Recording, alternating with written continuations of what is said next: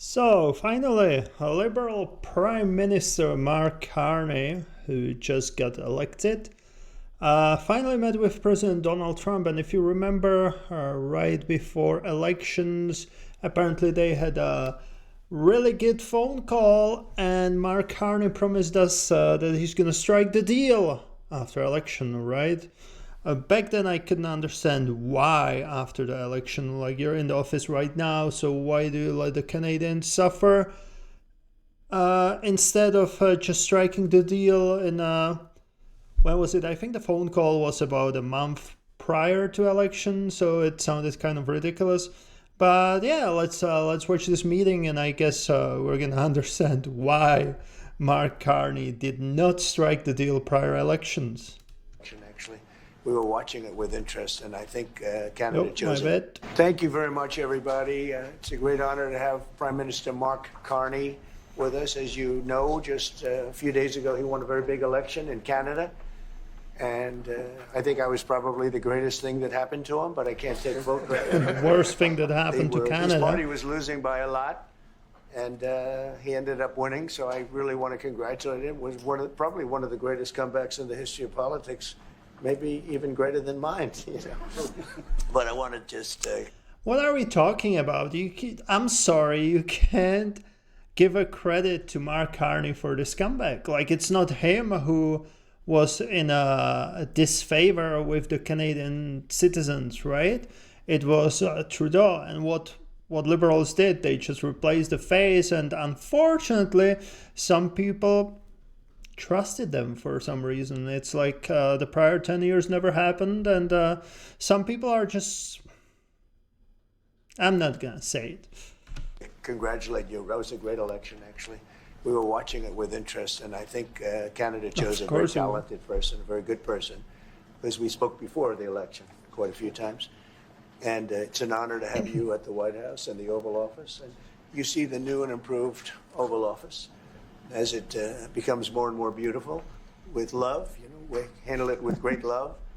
And 24-karat gold, that always helps too, right? But it's been a lot of fun. We're going over some of the beautiful pictures that were stored in the vaults that were for many, many years, in some cases over 100 years.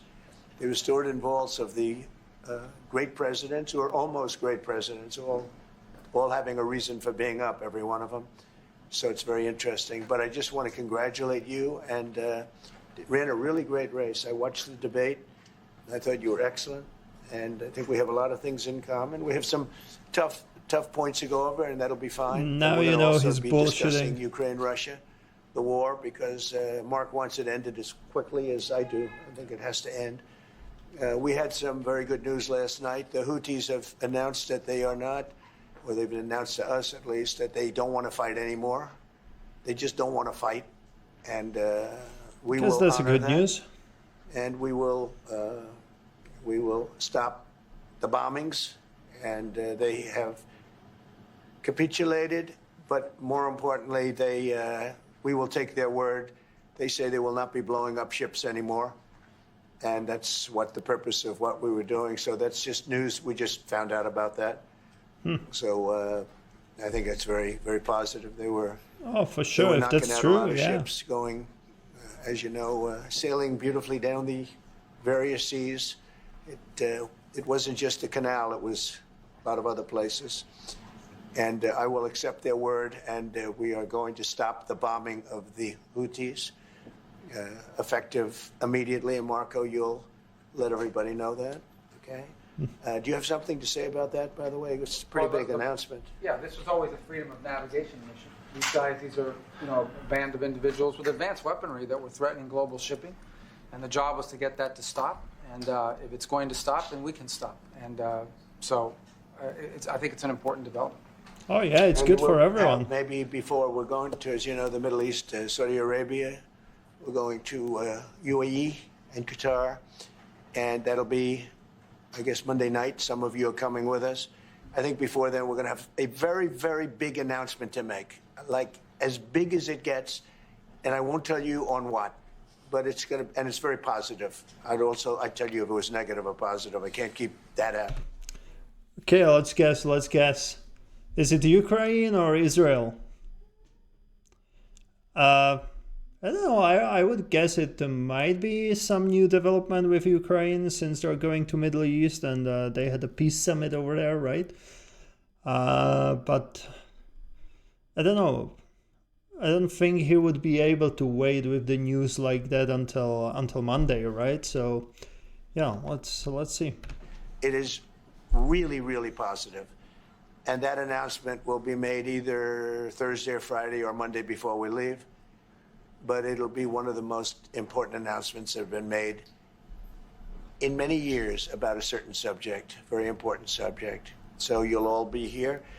Mark, Maybe would you oil like and to gas? say a few words? Well, thank you, Mr. President. I'm on the edge of my seat, actually, for the big announcement. But thank you for your hospitality and above all, for your leadership. You're a transformational president, focus on the economy with a relentless focus on the American worker, securing your borders, ending the scourge of fentanyl and other opioids, and securing the world. And I've been elected with my colleagues here. I wonder if liberals like this introduction because that's what won the election, right? Mark Carney dealing with President Trump, and so far Mark Carney's kind of I don't know, trying to get those brownie points. I don't know how liberals like this. With the help of my colleagues here, I'm going to spread the credit to transform Canada with a similar focus on the economy, securing our borders, again on fentanyl, much greater focus on defense and security, securing the Arctic and developing the Arctic. And the history of Canada and the U.S. is we're stronger when we work together, and there's many opportunities to work together. And I look forward to, addressing some of those issues that we have, but also finding those areas of mutual cooperation so we can move forward. That's great. Very nice. Thank you very much. It's a very nice statement. Mr. President, Anybody? is USMCA dead? No, it was actually very effective, and it's still very effective, but people have to follow it. So, that's been a problem. People haven't followed it. But it was a transitional step a little bit, and as you know, it terminates fairly shortly. It gets renegotiated very shortly. But I thought it was a very positive step from NAFTA. NAFTA was the worst trade deal in the history of our country, probably in the history of the world. And this was a transitional deal, and we'll see what happens. We're going to be starting to possibly renegotiate that if it's even necessary. I don't know that it's necessary anymore, but it served a very good purpose. And the biggest purpose it served is we got rid of NAFTA. NAFTA was a very unfair deal for the United States. Very, very terrible deal. It should have never been made. It was made many years ago, but it should have never been made. Canada and the United States. Would you like to see your first trade deal be with Canada? Our neighbors in the world? I would love that. Look, I have a lot of respect for this man, and I watched him come up in a sense through the ranks when he wasn't given much of a chance, and he ran a really great campaign. He did a really great debate. I think that debate was very helpful. I was going to raise my... The debate was ridiculous. Like, come on, Trump. I mean, we all know that President Trump is businessman, and he knows how to deal with the people. So who knows if he trusts what he's saying? But so far, I'm not surprised about how Carney behaving. But yeah, well, that's who the Liberals elected. What can I say, right? My hand, I don't know if that's good or bad. I shouldn't say that. That might hurt you. But no, he ran a really great election, I thought. And yeah, something could happen. Something could happen. Yeah, please. What's the top concession you want out of Canada? The top concession you want out of Canada? Concession? Yes. Friendship. But that's not a concession. No, we're going to be friends with Canada. Regardless of anything, we're going to be friends with Canada. Canada is a very special place to me. I know so many people that live in Canada. My parents had relatives that lived in Canada, my mother in particular. And no, I love Canada. I have a lot of respect for the Canadians, Wayne Gretzky. I mean, how good, the great one. You happen to have a very, very good hockey player right here on the Capitals, who I have a lot of. He is a big, tough cookie too. Just broke the record, and he's a great guy. And we had the team here, and I got to know a lot of the players. But now Canada is a very special place. Yeah, please. Mr. President, Mr. Prime Minister, I'd like to get your response to this too. Mr. President, you have said that Canada should become the 51st state. Yeah. Ooh, 51st state. Well, I still believe that, but it takes two to tango, right? But no, I do. I mean, I believe it would be a massive tax cut for the Canadian citizens.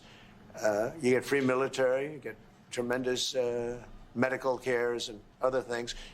There would be a lot of advantages, but it would be a massive tax cut.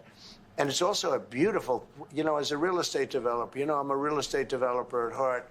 When you get rid of that artificially drawn line, somebody drew that line many years ago with like a ruler, just a straight line right across the top of the country. When you look at that beautiful formation when it's together, I'm a very artistic person, but when I looked at that beauty, I said, that's the way it was meant to be.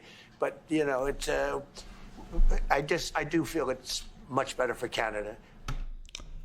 Not gonna lie, it would be better for Canada, but no one wants to get rid of Canada, right? Like, all of this talk about 51st state, like, yes, how we're listening to tax cut, better quality of life and everything, right? But honestly, I just wish our government did that stuff. Like, our government stop wasting money, give us some break on taxes. Like, come on, we're paying 21% income tax to the federal government, and then we're paying extra income tax to the provincial government. Like, what is this ridiculous thing?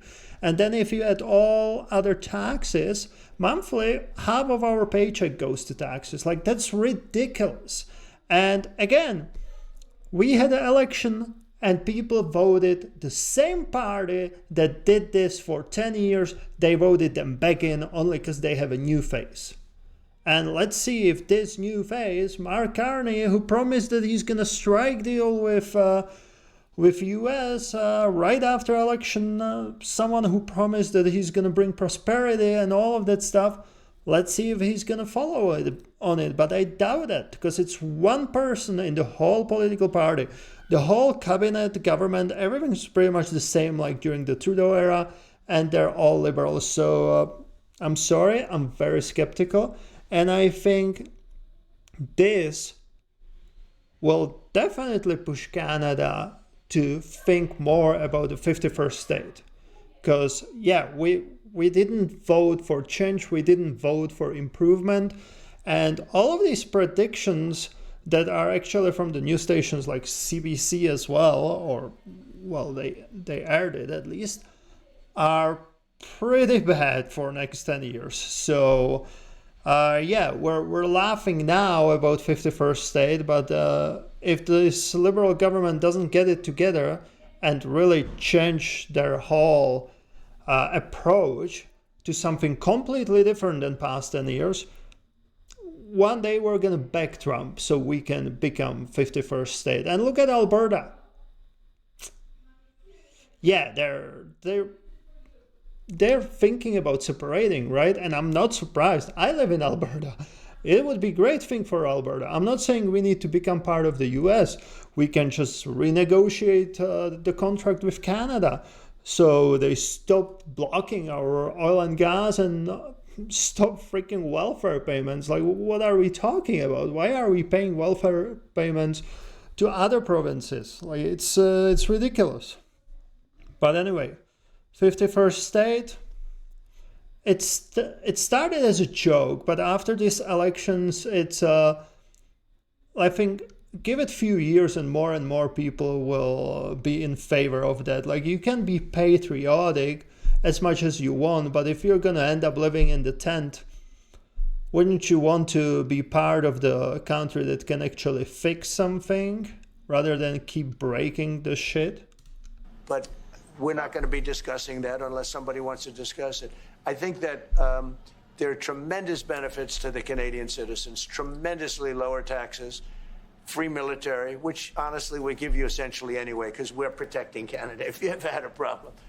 But I think it would really be a wonderful marriage, because it's two places that get along very well. They like each other a lot. Well, if I may, as you know from real estate, there are some places that are never for sale. That's true. We're sitting in one right now, Buckingham Palace, that you visited as well. That's true. And having met with the owners of Canada over the course of the campaign last several months, it's not for sale, won't be for sale ever. But the opportunity is in the... I was just talking about it, and it's funny, how can he talk for... just put a referendum up.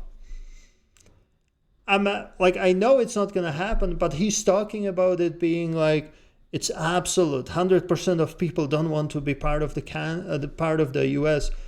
I'm not saying the Canadians want to become 51st state right now, but after this election, the support for this idea is definitely higher than it was prior to election. Because prior to election, people had actually hope. They hoped we're going to put the Conservatives into the government and we're going to have some changes that will finally improve the quality of our life, comparing to it just declining for past 10 years. But no, we have liberal government again for some goddamn reason. I don't know why people voted for this guy. No one was still able to give me any valid reasons other than, look at his resume, he's the best suited for the job. Yeah, tell me why did you vote liberals? What did they do this past 10 years that persuaded you to vote for him? And when you're saying look at his resume, did you actually do your research, or are you just saying what you heard on the CBC News?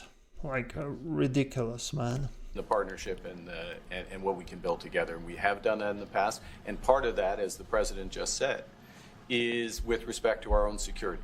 And my government is committed for a step change in our investment in Canadian security and our partnership. And I'll say this as well, that the president has revitalized international security, revitalized NATO, and us playing our full weight in NATO, and that will be part of it. That's true. And they have. Where is he gonna get money?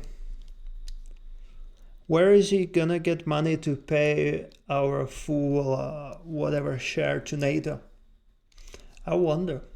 Is it gonna be more taxes now? Because remember, he got rid of didn't really get rid of the carbon tax, but made it zero for now.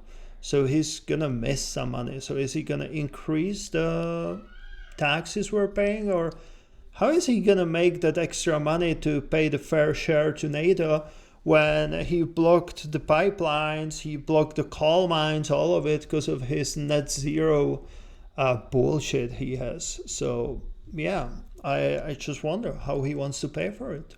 I must say, Canada is stepping up the military participation, because Mark knew, they were low, and now they're stepping it up, and that's a very important thing. But never say never. Never say never. Yep.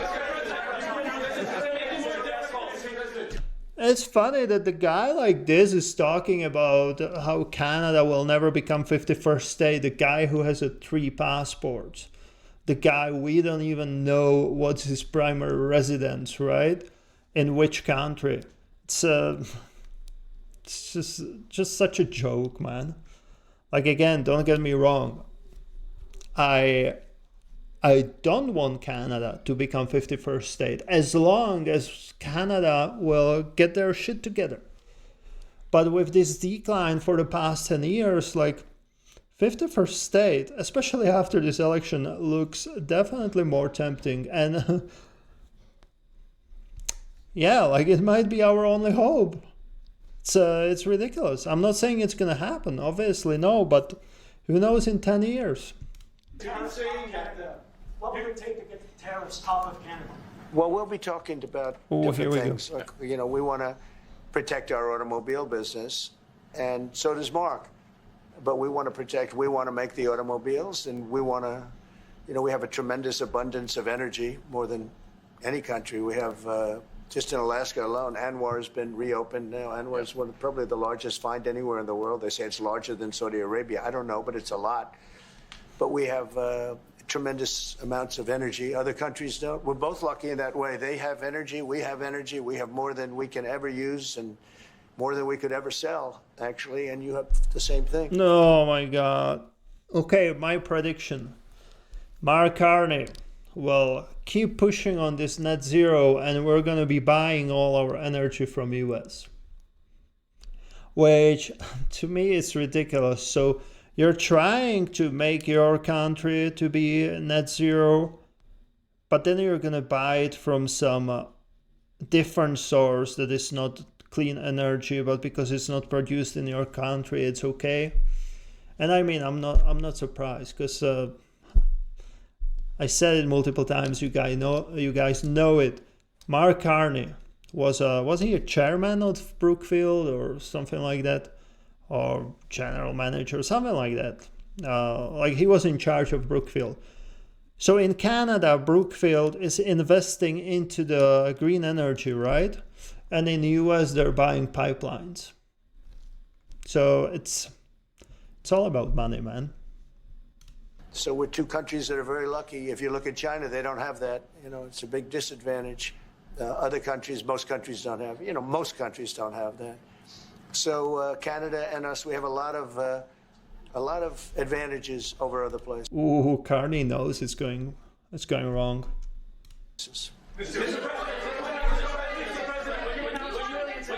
When you consider what Mr. Carney just said, that Canada is not for sale, does this make the discussion a little more difficult to start on? No, not at all. No, not at all. No, time will tell. It's only time. But I say never. I've had many things that were not doable, and they ended up being doable, and only doable in a very friendly way. Yeah, but for sure. If it's to everybody's benefit, Canada loves us, and we love Canada. That's, I think, the number one thing that's important. But we'll see. I mean, over time, we'll see what happens. China. I was hoping you can clarify something. Earlier this morning on Capitol Hill, Secretary Bessent said that there had been no negotiations yet with China. You have said something different. They want to meet, and they're doing no business right now. And those ships are turning around in the Pacific Ocean. Big turn. Those are big ships. Those ships take about 10 miles to turn. And, we lost $1 trillion to China on trade because of an incompetent president that we had who preceded me, grossly incompetent. You're finding it out more and more now. And by not trading, we're losing nothing. So we're saving $1 trillion. It's a lot. But they want to negotiate, and they want to have a meeting, and we'll be meeting with them at the right time. But you haven't met with them yet. I have not met with them, no, of course. You would know if I met. I'd tell you. They want to meet, but, we are right now. Look, they're suffering greatly. Their economy is suffering greatly because they're not doing trade with the U.S. And they made most of their money off the U.S. Don't kid yourself. They don't make the money off other countries like this. And we had a trade imbalance. We had a deficit, or they had a surplus, another way of saying it, of more than $1 trillion. Think of it, more than $1 trillion. And because of 145%, that's the only reason, but because of they have now 145% tariff, there's no trading. You can't trade with 145%. We are, therefore, making, in a certain way, I guess, $1.1 trillion. In other words, we're not losing $1.1 trillion. Our deficit is much better. When I started, I say we were losing billions of dollars a day on trade. That's rapidly turning around.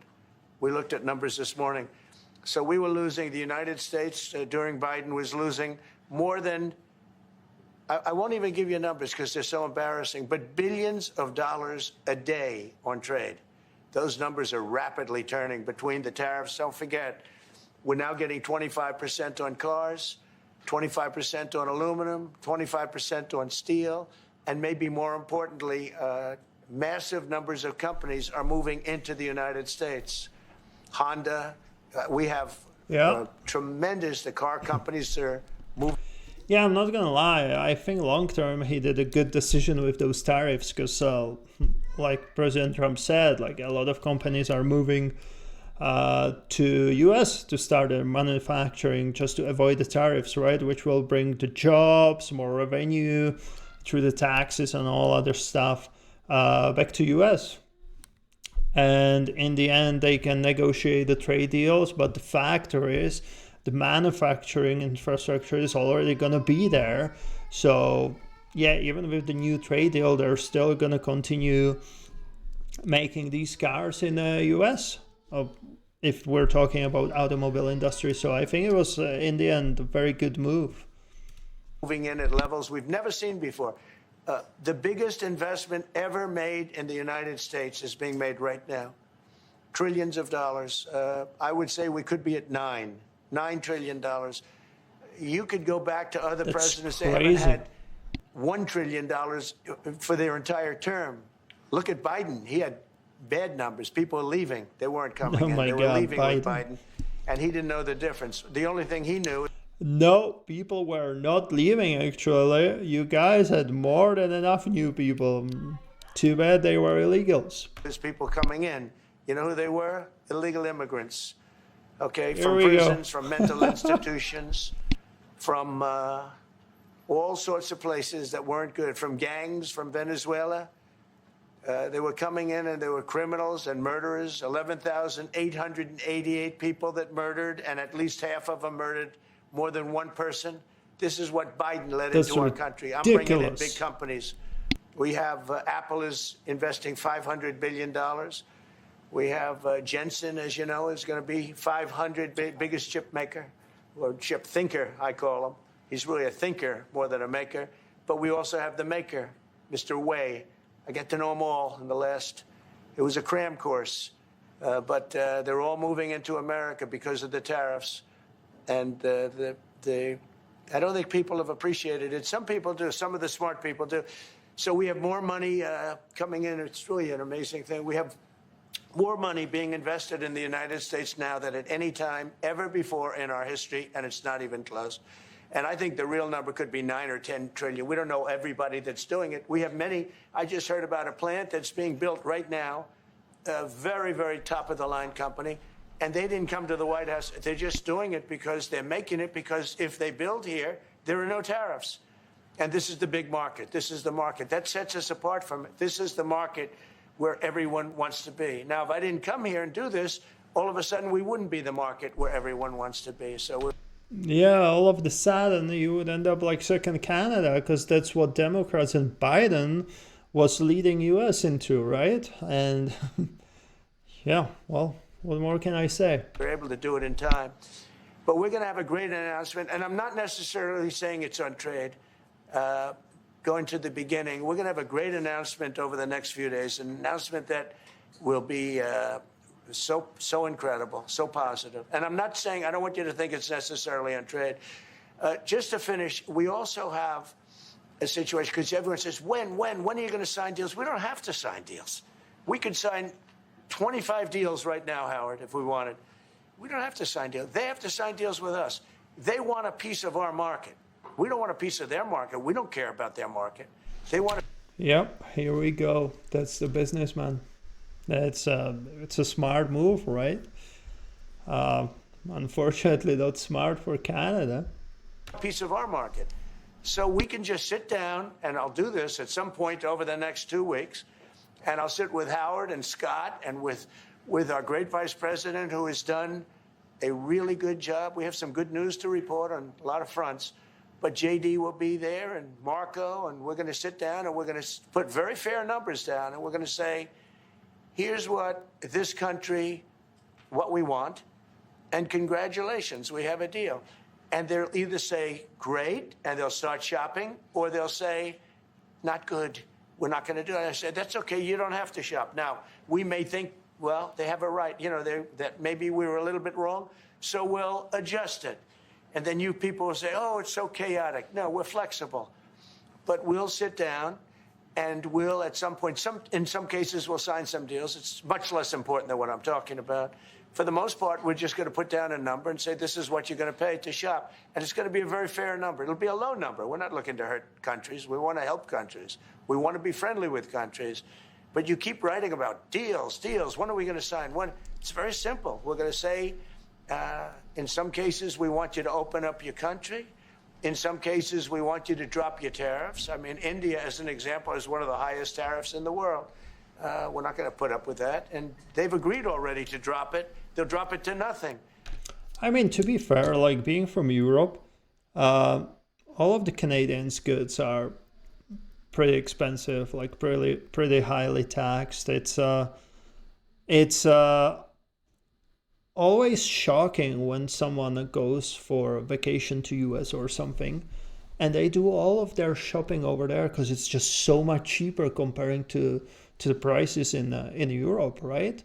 And that's all done because of the tariffs, because of the import taxes and all of it. It's just ridiculous. Like, we know that the US has good quality goods, right? But it's just so freaking expensive that you always opt out for the Chinese stuff. And it's not even like, okay, it's a little bit more expensive, but I'm paying for the quality. No, it's like over the roof. So yeah, like I know what he's talking about, and he's definitely right. Like some of the countries are just abusing US in this case. They've already agreed. They would have never done that for anybody else but me. So we're going to put down some numbers, and we're going to say our country is open for business, and they're going to come in, and they're going to pay for the privilege of being able to shop in the United States of America. It's very simple. It's very simple.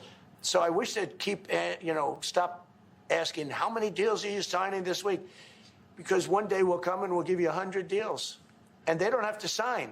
All they have to do is say, oh, we'll start sending our ships right now to pick up whatever we want or to bring whatever we want. It's very, very simple. And I think my people haven't made it clear. We will sign some deals, but much bigger than that is we're going to put down the price that people are going to have to pay to shop in the United States. Think of us as a super luxury store, a store that has the goods. You're going to come and you're going to pay a price, and we're going to give you a very good price. We're going to make very good deals. And in some cases, we'll adjust.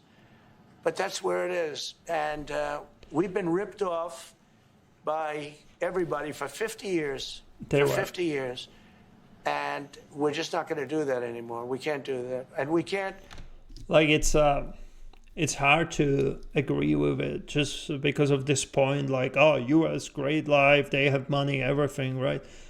But they're right. Like they were ripped off. Like let's not lie about it. Even if we don't talk about the goods, but just again, me being from Europe, you look up to US, and somehow you have this idea that if something happens, US will storm and protect you, like with their own army and stuff or like this, right? Like look at the NATO, and that's it's just ridiculous. Like there's pretty much 3-4 bigger armies in the world, and it's US, Russia, China, and maybe one more. I don't know which one right now. But yeah, whereas like European countries, they usually don't invest that much into the army because they depend on US, and it's ridiculous. Then like I really think everyone was kind of trying to rip off US, and it's hard to admit it, but it's true. Let any country do that to us. We're just not going to do it anymore. Can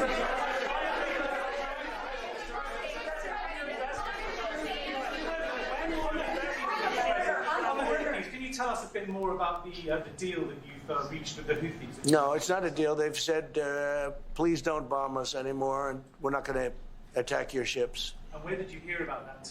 It doesn't matter where I hear it. The very good source, I could tell you. Very, very good source. Would you say, Marco? I would say pretty good, right, JD? A very good source. No,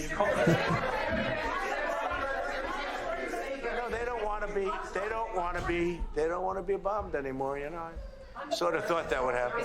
Obviously. No, behind you, please. Clarifying something you said on USMCA. Is the U.S. prepared to walk away from that pact? From what pact? USMCA. No, it's fine. It's there. It's good.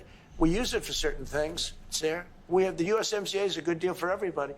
I won't say this about Mark, but I didn't like his predecessor. I didn't like a person that worked for. She was terrible, actually. Oh, I thought he's talking about Governor Trudeau, our art teacher or drama teacher. She was a terrible person, and she really hurt that deal very badly because she tried to take advantage of the deal, and she didn't get away with it. You know who I'm talking about. But so you know, we had a bad relationship having to do with the fact that we disagreed with the way they viewed the deal, and we ended it. You know, we ended that relationship pretty much. The USMCA is great for all countries. It's good for all countries. We do have a negotiation coming up over the next year or so to adjust it or terminate it. Mr. President, I'll say a word on USMCA, if I may, Mr. President. It is a basis for a broader negotiation. Some things about it are going to have to change. And part of the way you've conducted these tariffs has taken advantage of existing aspects of USMCA. So it's going to have to change. There's other elements that have come, and that's part of what we're going to discuss. Right. So he pretty much didn't say anything, but yeah, sure, let's pitch in. during the campaign, Prime Minister Carney talked about the American vitriol. How do you react if Canada decided not to shop in the American store as much as before and decided to partner with other countries? Well, we don't do much business with Canada from our standpoint. They do a lot of business with us. We're at like 4%. And usually those things don't last very long. You know, we have great things, great product. The kind of product we sell, nobody else can sell, including military. Look, we make the best military equipment in the world, and Canada buys our military equipment, which we appreciate. But we make the best military equipment in the world by far. The missiles, the submarines, everything. Everything we have is really top notch. I rebuilt our military during our last term. Stupidly, we gave some away to Afghanistan. We shouldn't have. That was ridiculous. I was just thinking about it when he said it. Yeah, I remember how they, under Joe Biden, how they retreated from Afghanistan and left the military equipment for $1 billion over there for terrorists. It's a ridiculous, man. Happened, but that was, I think it was the most embarrassing moment in the history of our country. It was just very incompetent people. But if you look, the man that's now the head of our Joint Chiefs, he led the attack on ISIS for me. That's why he's the head of the Joint Chiefs. And Raisin Kane, he was unbelievable. And as you know, we defeated ISIS in 3 weeks. It was supposed to take 5 years. We did it in 3 weeks. And he ran the campaign. I said, I like him. But I knew him before. I went to Iraq, and we agreed to a plan, and that was the plan. And as you know, we did it in record time. So we have, you know, we have the best equipment in the world. We have a lot of things. And but Canada, it does a lot more business with us than we do with Canada. Yeah. Mr. President, your investments, Mr. President. When do you think the investments that you've announced, the trillions, will finally hit economic data this year? When you're saying about the tariffs? No, about the investments that you've announced. Oh, it's hitting right now. Look, they're already starting AI plants. These are not people that look for financing. That's a good thing. You know, in real estate, you get a site, then you have to look for financing. You have to get your zoning. You know, 5 years later, you start building, you get a bank, then the bank's no good. And these people have massive amounts of cash. The CHIPS Act was a ridiculous thing because that doesn't get them to build. All we did is hand very wealthy companies money. The CHIPS Act that was done by Biden, billions. We give them billions of dollars. They don't even have to do anything with it. And then if you weren't, if you didn't have, and I don't want to be a wise guy, but if you didn't go with the DEI, if you didn't go with all of the different things woke, if you weren't woke, you couldn't even use the money. You had to have a certain. I wish Mark Carney reacted to this, because in one of his previous interviews before he got elected, he literally said that because US is shutting down woke, he's gonna push on it even harder in Canada. We're gonna become safe harbor for all of the woke people. So it would be nice to hear his opinion about this. But no, definitely agree with President Trump. Like this DEI and the Vogue agenda is just so ridiculous for something that should be so good and so simple. Just be colorblind, hire based off the merit. You make something crazy that people are actually stressed to say anything. You create discrimination even prior to being invited to the interviews. It's just ridiculous. I'm really happy that President Trump's getting rid of it, and I hope Mark Carney will. Well, okay, I'm not gonna say it because we don't know what he's gonna do. I hope Canada will follow this example and eventually will get rid of this enforcement of DEI. That's the biggest issue. Like the idea itself is good, but the execution, the enforcement and everything like that, like, oh, if you don't agree or if you don't have different opinion, you're automatically racist, homophobic, transphobic, all of this. And it always comes in groups, like you don't agree with DEI, so you're all of these 3-4 things. It's not just one, right? And it doesn't even have to do anything with your point. It's like, we should base on hire based on merit. Oh my God, you're this. Ridiculous, man.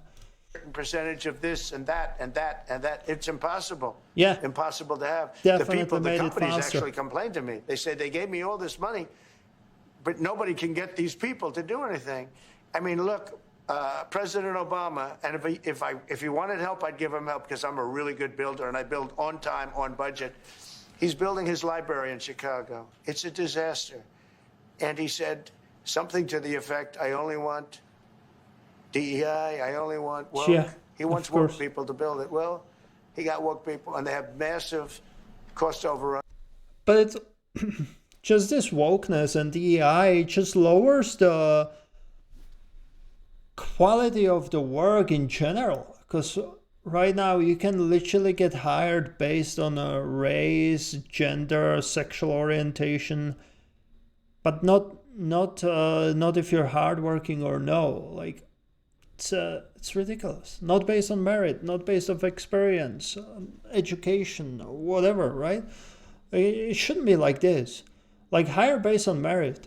If you're gonna have a company full of females or black people, I don't care as long as they are hired based on merit. If they are best of best and it ends up being some group or mostly some group, or identity group, that's what DEI is about, right? But like if you end up having majority of some identity group, I don't care. If they are the best out of best, that's it. That's all you need. That's all you need to have a good quality of, of the work you're doing, right? Runs, a job is stopped. I don't know. It's a disaster. And I don't like that happening because I think it's bad for the presidency that a thing like that should happen. He's got a library that's a disaster. And he wanted to be very politically correct, and he didn't use good, hard, tough, mean construction workers that I love, Marco. I love those construction workers. But he didn't want construction workers. He wanted people that never did it before. And he's got a disaster in his hands. It's ridiculous. Like millions of dollars, lowering the bar. I mean, really many millions of dollars over budget. And I would love to help him with it, or somebody else. I could recommend professionals, but it was not built in a professional manner. By the way, nor was in California a little train going from San Francisco to Los Angeles that's being run by Gavin Newsom, the governor of California. Did you ever hear of Gavin Newsom? He has got, that train is the worst cost overrun I've ever seen. It's like totally out of control. So then they said, all right, we won't go into San Francisco. We'll stop 25 miles short. And we won't go into Los Angeles. We'll stop 25 miles short. It's hundreds of billions of dollars for this stupid project that should have never been built. And then they realized that it would have been a lot less costly if we just gave limousine service back and forth and gave it free. They would have saved hundreds of billions of dollars. Oh, my God. They have airplanes that go there for one 1/100th the cost. And they have cars. They have a thing called the highway that goes back and forth. It's not fully utilized. and they got Oh, involved with this jeez. project. And Gavin, I always liked Gavin. I had a good relationship with him. I just got him a lot of water. I sent in people to open up that water because he refused to do it. And we just got him a lot of water. If they would have had that water, and if they would have done what I said to do, they wouldn't have had the fires in Los Angeles. Those fires would have been put out very quickly. That was ridiculous. But if you think about it, and you got to take a look at this, it's the worst cost overrun I've ever seen. I've watched a lot of stupid people build a lot of stupid things, but that's the worst cost overrun I've ever seen. What's happening between San Francisco and Los Angeles. And you ought to ask about that, because this government is not going to pay. I told our very great new Secretary of Transportation, he's doing a good job, Sean Duffy, I said, we're not going to pay for that thing. It's out of control. This is something that you don't have things like this. It's not even conceivable. Like 30 times over budget, 30 times. It's the craziest thing. Oh, I bet we and now do it's have things like that. It was supposed to be a simple train. And I think the media should take a look at it. And I'd love him to run for president on the other side. I'd love to see that. But I don't think he's going to be running, because that one project alone, well, that and the fires and a lot of other things, pretty much put him out of the race. Mr. President, what changes would you like to see to the USMCA? Or what changes would you like to see? We're going to work on some subtle changes, maybe. I don't even know if we're going to be dealing with USMCA. We're dealing more with concepts right now. Look, right now, we're doing trade. We have trade. They're paying a tariff on cars and steel and aluminum. And I think we have a baseline of 10% or something like that for the. Let's not forget, we're not only paying tariffs from President Trump, we still have industrial carbon tax on steel. And guess what the cars are made from? Steel. So yeah, thank you, Mark Carney. Tariffs, but we're getting along very well. Right now, going no further, but we have an agreement. We did something with even parts. You want to discuss that, Howard, with respect to Canada, which helps Canada out? Sure. So we've made an arrangement with the car companies that 15% of their USMCA parts are included, and then 15% of foreign parts from the manufactured suggested retail price are not tariffed, to help domestic manufacturing really thrive. So it gave them a chance to be able to build their car parts factories. If they're going to, a lot of these companies already have factories, and what they have to do is just fill them out. But they're able to build them in the United States, so we gave them a pretty substantial period of time. I think. Just to clarify, Mr. President, is there anything the Prime Minister can say to you today to change your mind? That was awkward. Tariffing cars. Tariffing Canada. Is there anything he could say to you in the course of your meetings with him today that would get you to lift tariffs on Canada? No. Oh, no way. Here we go. First promise broken. I'm gonna strike the deal right after the election. Yep, here we go. That's the guy who voted in. Come on, guys. He lied to you. He lied to you about the first phone call. He lied to you about so many things. And you elected him for 4 years. Good job. Why not? Just the way it is. What's the first state? Yeah. If Canadians don't want it, would you respect that? Sure, I would. But this is not necessarily a one-day deal. This is over a period of time they have to make that decision. Yes, go ahead. Yeah, if I may. If respectfully, Canadians' view on this is not going to change on the 51st state. Secondly, we are the largest client. How can he say that? Like, I hate it. You don't even have a majority government. Like, obviously he can persuade Canadians to continue being proud with the good job. If he's going to do a good job as a prime minister, the quality of life will improve again and we're going to be one of the top countries again, sure. But right now, like, it just feels so wrong from him to saying it, from someone who has 3 passports, from someone who's just keeps lying to us. And it's like, I don't know. Like, he's saying like it's absolute, like 100% of Canadians disagree with this 51st state idea, while we have Alberta trying to separate from Canada. Obviously, the referendum is going to be a different thing, right? Maybe it goes through, maybe it doesn't, but just the ideology is there. The ideas are there. How can you say it like this? Of the United States in the totality of all the goods. So we are the largest client of the United States. We have a tremendous auto sector between the two of us, and the changes that made have been helpful. 50% of a car that comes from Canada is American. That's not like anywhere else in the world. And to your question about is there one thing? No, this is a bigger discussion. There are much bigger forces involved, and this will take some time and some discussions, and that's why we're here, to have those discussions. That's not what he said to us. That's not what he said prior to election, right? Discussions, and that is represented by who's sitting around the table. See the conflict. Also, sorry for pausing so much, but if he knows it's going to be timely consuming, it's going to take a while to strike the deal, why didn't you start prior to elections? You had a month and a half to deal with this. But no, you waited until after the election, and now what? It's going to take probably longer than a month.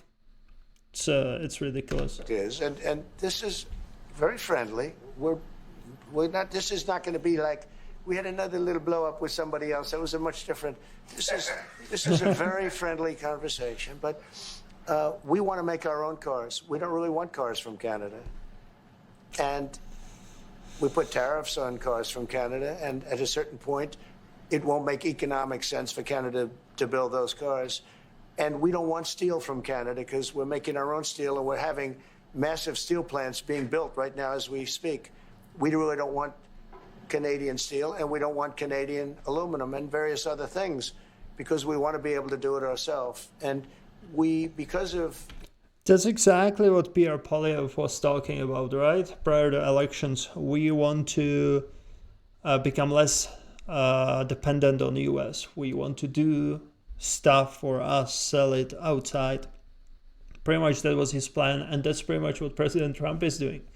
He doesn't want to depend on Canada for steel, for cars and everything, which is hella bad for Canada because Liberals didn't really have other plan than strike the deal, and Mark Carney is gonna shut him down regarding the 51st state, and look, nothing like that's happening. Mark Carney is just sitting there defeated, and that's it. They don't even let him talk. It's brutal.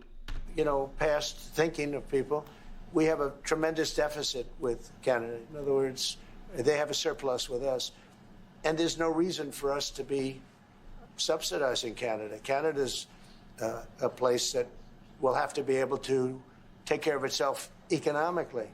I assume they can. I will tell you that Trudeau, when I spoke to him, I used to call him Governor Trudeau. I think that probably didn't help his election. But when I spoke to him, I said, so why are we taking your cars? Why are we taking we want to make them ourselves.